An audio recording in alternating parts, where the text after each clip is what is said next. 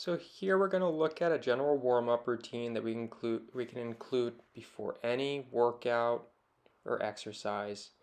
First, we're going to do some head rolls. We're always looking to go from short ranges of motion to large ranges of motions. We'll go forwards and backwards. We'll then move into some shoulder rolls, again forwards and back.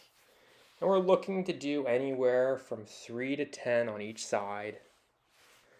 We then get into arm circles, going from small to big, and again just exploring the ranges of motions of the joint. Small to big. You notice that the foot stance, we kind of take whatever stance feels most comfortable, explore different stances and how it feels. We then go into an upper body twist, into a hip hinge. And again, we can play around with even how we have our hands. We can put them behind our head. We can also hold them on our hips. And that will change how the movement feels. And this is all just about exploring how movement feels to us and what feels good and how our body's responding for the day. We'll then go into hula hoops. This is trying to take those hips through the largest ranges of motion they can. Again, forward and back. Then into prisoner squats. Again, we can change where we have our hands, behind our head or on our hips, and we're just thinking about trying to get as small as we can and as large as we can. So an important concept here is to try to take up as much space as we can on the ground. We'll then go into windmills, touching opposite arm to opposite foot.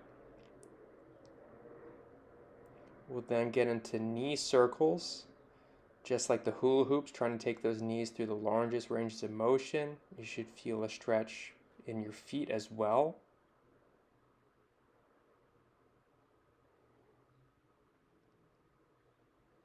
And then we'll get into some twisting action, using our hands as momentum to kind of carry us around. We'll get bigger and bigger all the way down until we start touching our feet. And again, trying to make those hands as big as we can, use them to kind of carry you over. It kind of becomes a little bit of a balancing exercise as well. And the last ones we'll kind of do are hip hinges, but a little bit more dynamic. So kind of rocking back onto our heels, getting up onto the balls of our toes, really work on extending those hips. And then we'll go ahead and do a cross pattern. So down, up, opposite side. And again, you can kind of see how we're extending that hip on through.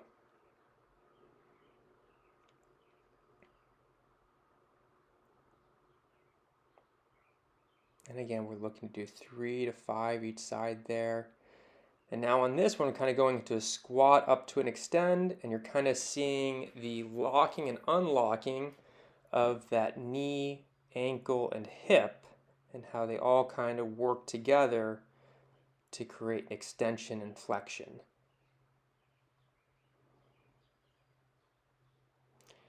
Varying with tempos is also really important, so changing when you're doing, how fast you're doing these movements, but the whole goal is just to feel good when you're done.